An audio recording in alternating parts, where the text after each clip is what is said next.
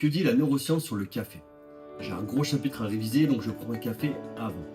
Logique pour 98% des gens, mais le docteur James McGowan nous raconte quelque chose de beaucoup plus intéressant. Les recherches en neurosciences de la mémoire montrent qu'un pic d'adrénaline et de dopamine après un apprentissage peut renforcer la consolidation des souvenirs des 30 à 60 minutes précédentes. En gros, ton cerveau se dit, ce qui vient de se passer, ça a l'air important, je vais le stocker.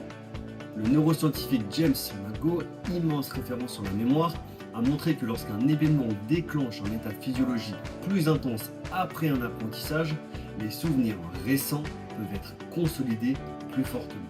Et la caféine peut justement créer ceci. Alors avec environ entre 100 et 300 mg de caféine selon le gabarit, on augmente certaines catécholamines liées à l'éveil et la consolidation.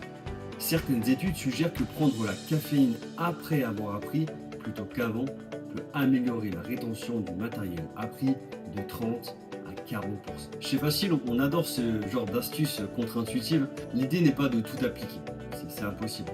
Pour les plus jeunes, bien évidemment qu'on n'incite pas à boire du café. Ça peut être remplacé par des jeux, par des pauses, par des rires.